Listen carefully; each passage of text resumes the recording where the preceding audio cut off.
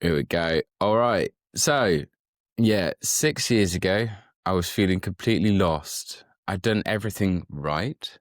Went to university, got a graduate job, moved to London, got a master's degree. On paper, I was winning. But inside, I felt numb. Like I was drifting through life with no agency, watching myself waste away. The commute was soul crushing. The client didn't respect me. I was constantly trapped between two managers who wanted completely different things. I felt trapped by a £10,000 training contract I'd owe the company if I left. I had no idea what I wanted to do instead. Then I heard a podcast mention something called Ikigai, a Japanese concept for finding your reason for being, and it changed everything. Today, I'm going to walk you through exactly what Ikigai is, how you can do it yourself, and how it took me from feeling numb and directionless to waking up excited about what I'm building. And stick around to the end because I'll give you 3 simple takeaways you can use this week to start finding your own Ikigai. But before we dive in, Owen, have you been to any tea ceremonies recently?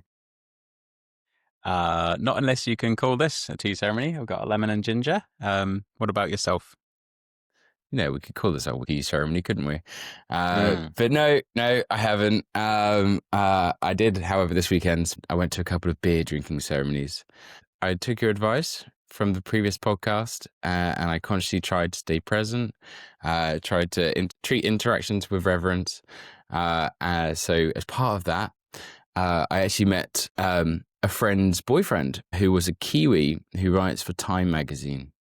So I had a few drinks by this point, and I thought, naturally, the first question I should ask him is, how do you become Time Person of the Year? His answer was pretty simple. He's basically said, have a significant impact on the world, positive or negative. So, Owen, perhaps we can even help one person implement some of the ideas from this podcast.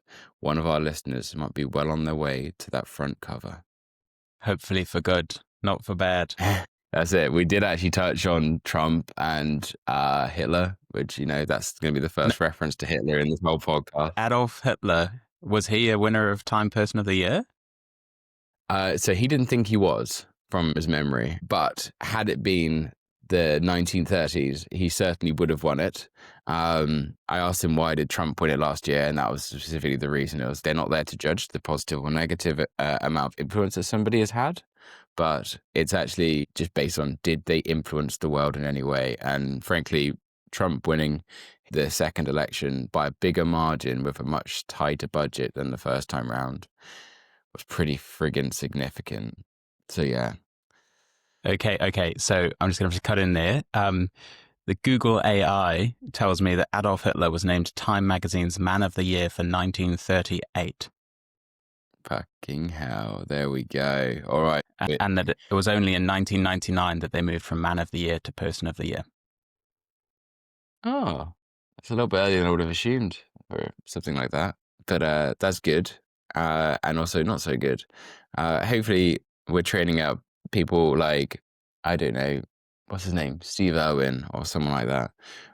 Or helping them achieve their greatness and impact that they want to in this world, rather than, man like the Fuhrer himself. But hey, all right. So let's keep this short, sharp, and snappy. Let's talk about Ikigai. Okay, so let me take you back to that moment 6 years ago. I was working as a surveyor. Every morning, I'd wake up with a sense of dread. A 2-hour commute on packed train. Arriving at sites where clients treated me like I was in the way. With 2 managers wanting totally different things. I was stuck in the middle. But here's the kicker. I couldn't just quit. I'd signed a training contract. The company had paid for my master's degree. And if I'd left before my 2 years were up, I'd owe them £10,000, which was money I didn't have. So I felt stuck, trapped, and miserable. But I had no idea what I wanted to do instead. That's when I heard someone mention Ikigai. They described it as a framework for finding your purpose, your direction in life. I went to the park with my girlfriend and we started this exercise. 4 lists, 4 questions. And within 20 minutes, it became crystal clear. Everything I'd written, building websites, creating an Instagram page about eco-living with designing graphics in Canva, even building complex spreadsheets and financial models in my surveying job, it all pointed to the same thing. I loved building things. I was good at building things. The world needs people who can build things, and people get paid to build things. It was staring me in the face. My Ikigai wasn't surveying, it was building. The act of having an idea and making it real.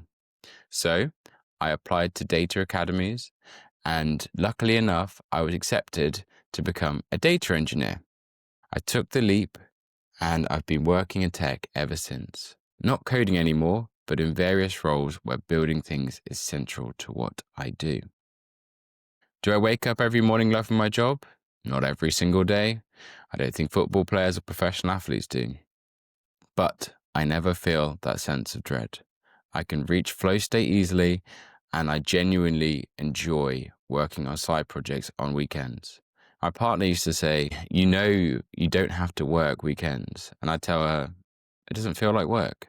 And that's the power of Ikigai. So, what actually is Ikigai? And where does it come from? Ikigai is a Japanese concept that roughly translates to the reason for being, or that which gives your life worth.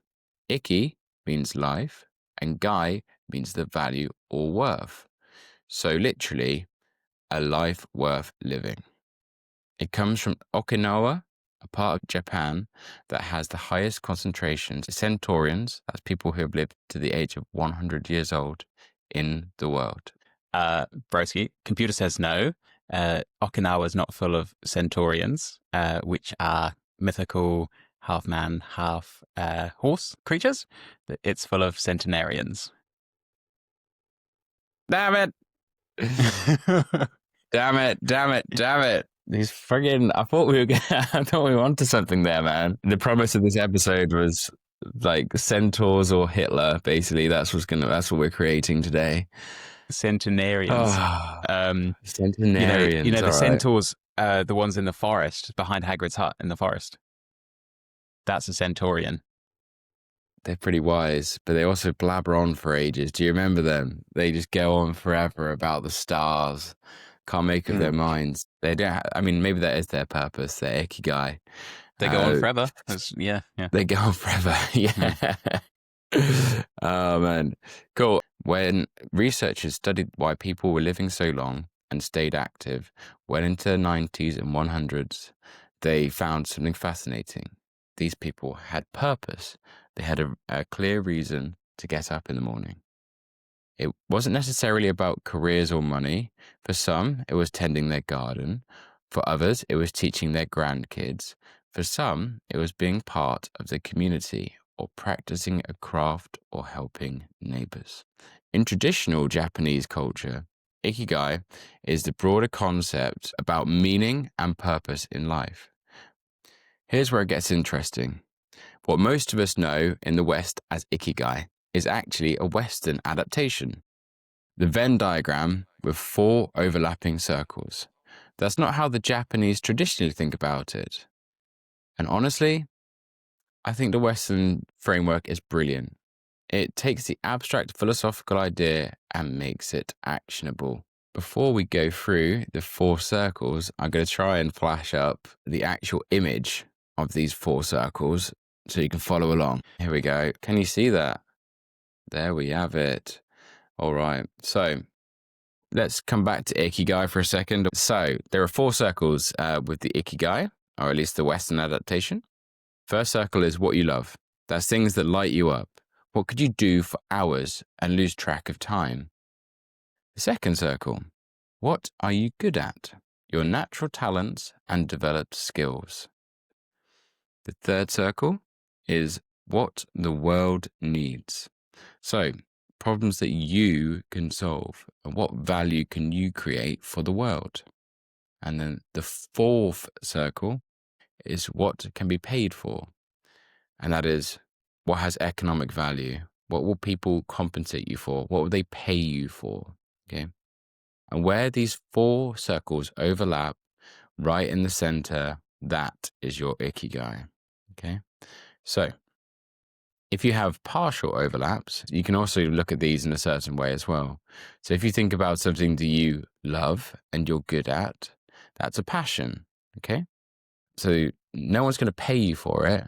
You'll struggle to make any money or make a career out of it. But perhaps that's something you might want to do as a hobby. It's something you love and you're good at.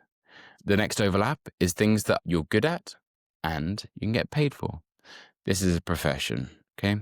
Really, if you're looking for your life's purpose, this probably isn't the place to look, but you might even be surprised. You might see, these are things I'm good at and things I get paid for. Just so happens that is the job that you're currently doing. If all things being well, that should make some sense. So the next overlap is things that you could be paid for and things the world need.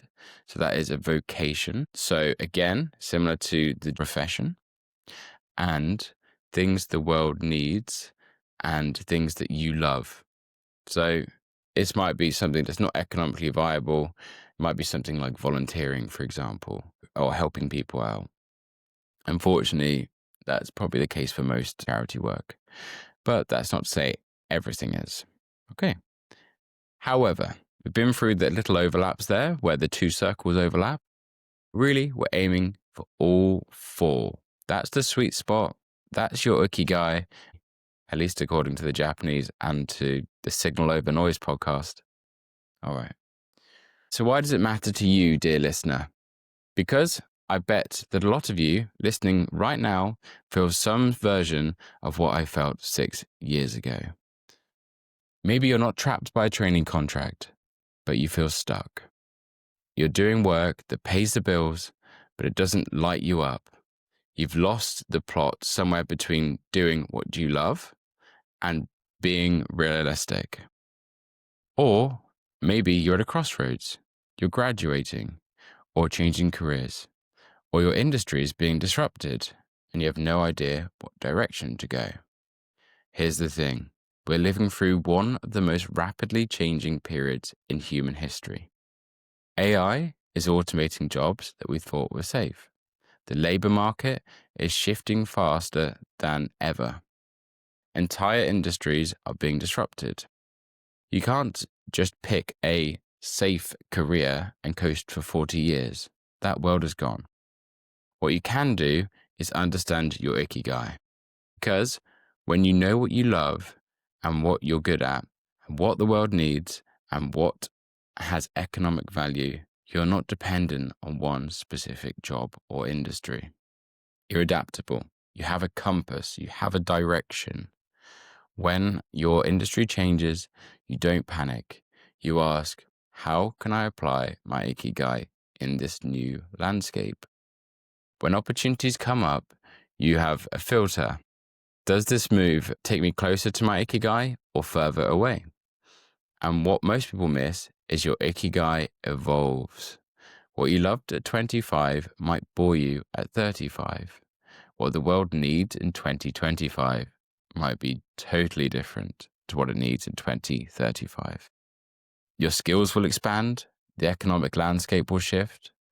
That's why Ikigai isn't a one-time exercise. It's something you revisit annually. It's a living framework. For me, building things is still my Ikigai, but how I build has evolved.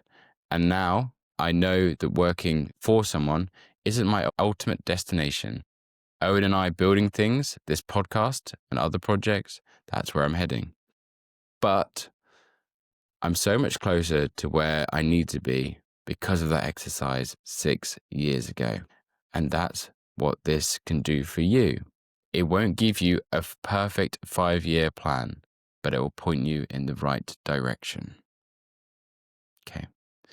So how do you actually do this? How do you find your Ikigai? I'm going to walk you through the exact process I used in the park. This is simple, but it's not easy. You need to be honest with yourself, which is sometimes easier said than done. All right, so get a blank page and create 4 columns. Label them what I'm good at, what I love, what the world needs, and what can I be paid for. Set a 5-minute timer per column and brain dump. Don't overthink it, don't filter, don't judge. Just write everything that comes to mind in the respective columns. For what I love, think about things you do in your free time. What do you read about? What videos do you watch? What would you do if money wasn't an issue? What makes you lose track of time? For me, it was building websites, designing graphics, creating spreadsheets, and starting projects. Some with this guy over here. What am I good at? Okay, this is the next question. So, what do people ask for your help with? What comes naturally to you? What have you developed skills in? What do you get complimented for? Be honest with yourself. Be humble, not arrogant, just honest. What are you good at? For me, it was the same list. I was good at building things, technical and creative things. What does the world need? Think broadly. What problems do you see around you? What do people complain about? What services or products do you wish existed? What makes you angry or sad about the world? This isn't about saving the world, it's about value creation. Every business, every job exists because it solves a problem or meets a need. For me, I realized businesses needed websites, apps, tools, systems, and data infrastructure. The world needs builders. And fourth, and honestly, from a career perspective, possibly the most important, is what can I be paid for? This is the market reality. What do people actually pay for right now? You can look at job boards, look at freelance sites, look at successful businesses. What skills have economic value in today's market? Be realistic here, though. You might love pottery or poetry, but unless you're exceptional or have a unique angle, the market for pottery and poetry is limited. For me, developers, data engineers, product builders, they all get paid well. The market values building skills. Okay. Step 3, look for patterns and overlaps. So this is where the magic happens. Once you have your 4 lists, start circling items that appear in multiple columns. For me, building things appeared in all 4. That was my signal. It doesn't have to be as clean as that for you. Maybe some things will appear in 3 circles. That's valuable information. Okay, step 4. Test your hypothesis. Now you have a direction, but Ikigai isn't a static answer, it's a compass. Ask yourself, can I do more of this thing in my current role? Can I take on side projects that align with this? Do I need to transition my career towards this? What's one small step I can take this week to move closer? For me, the answer was clear. I needed to leave surveying and get into tech. So I started building projects and applying to coding academies. But your answer might be different. You might realize you can bring more of your Ikigai into your current role. Maybe you realize you don't need to change industries. Maybe you realize your side hustle should become your main thing. Honestly, I feel like it's a place where you can maybe just take that first step and even test out your Ikigai. Were you being honest with yourself when you answer those questions, or were you not? You will very quickly realize that when you just start pursuing that Ikigai, turning your direction there. You don't have to take the drastic step of quitting a job and changing industries immediately. It's probably a sensible, smart idea to test it out in a small way, safely first. Step 5, revisit. Your Ikigai will evolve. What you love changes, and what you're good at expands. What your world needs shifts, especially with AI and automation disrupting industries. The key is treating it as a living framework, not a one-time answer. Okay, so any questions? Oh, maybe a couple of comments and thoughts.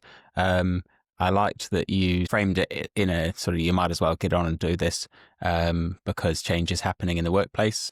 And I would tend to agree with that. I read a pretty stale report from the US Bureau for Labor Statistics recently, and they said that the average number of jobs that an average worker will have from 15 to 60, I think was the age range, is 12.9. So at some point you are likely like to be shifting jobs lots of times. I think change is the only permanent thing in this universe. It's the only thing we can sort of rely upon and guarantee. So, these opportunities will occur. Even if you're not going to force the change, a lot of people will be forced into the change. And I think we all know that person who is so bad at being single, they just jump into bed with the next person and keep bouncing from terrible relationship to terrible relationship.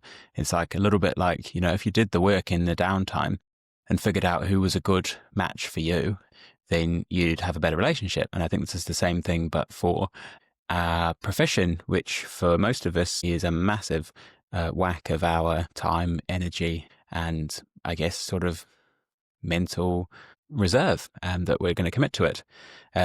So I think, this Ikigai thing seems really important because there are going to be these really critical junctures in your life where change is occurring, whether initiated by you or not, and you get to steer that towards the center if you are moving from automation into, I guess it's that sort of that thinking from first principles thing we discussed in that Elon Musk episode. If you do a first principles analysis of what you want to do with your days using this framework, then you are much more likely to find that you'll enjoy the next job. So I really liked that. And I also liked what you're saying that actually, you did this 6 years ago. Maybe it's already sort of getting to a stage where it's out of date. Sounds like it's not the case, but, it does have a natural sort of arc of needing repetition as we change, as we develop, as we grow, as we value different things than we used to. So yeah, I liked that, that you would want to sort of, I don't know, flick it way out in your calendar on your phone and say, right, repeat the exercise in 5 years' time if everything's going great, or before if it's not. So yeah, I liked that frame a lot because the other thing that I think about behavioral activation and behavior change all the time at work, because working in medicine, you can say, oh, stop smoking and you'll get blah number of years extra life. But it's obviously much easier to say than to do. So, what is effective in getting people to change their behaviors? I think one thing that's really effective is viewing it as a trial or an experiment rather than a lifelong commitment. So, you're taking the jump there. Maybe one of the things that could have made you feel better about leaving surveying was saying, okay, my CV is sufficiently good in this domain and realm that I don't particularly enjoy, but I do get paid for, that I could come back to it if data engineering sucks. I don't know whether you thought that or not.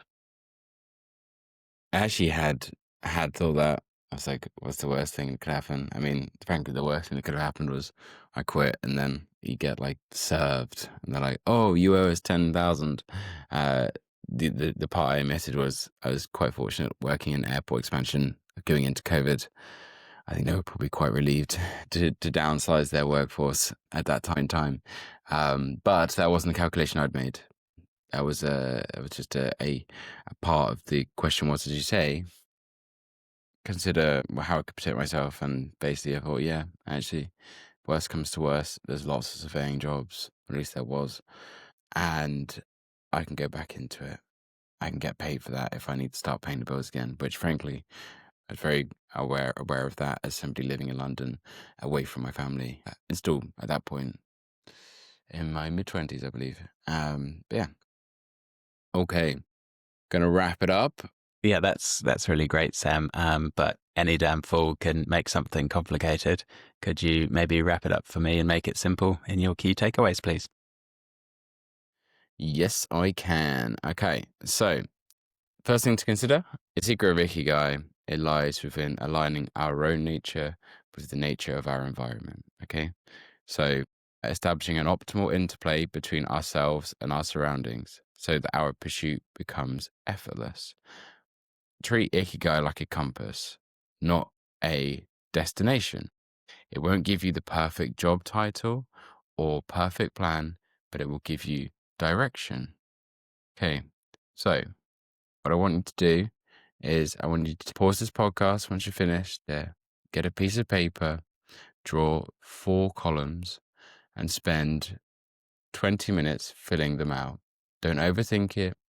Don't judge yourself. Be honest. Just write them. Then look for patterns. This exercise can help you find your purpose. If it can do it for one person, like it did for me, then we've done our job. And maybe, just maybe, that person might become the Time Person of the Year one day because of it. Hopefully not, as we said on the outset of this podcast, for doing something negative for the world. I don't know if we get credit if it is for doing something negative for the world or whether we just get a lot of hate. But it'd be pretty gnarly if one of you out there is doing something incredible. But please do good for the world. And exactly on that note, be well and do good.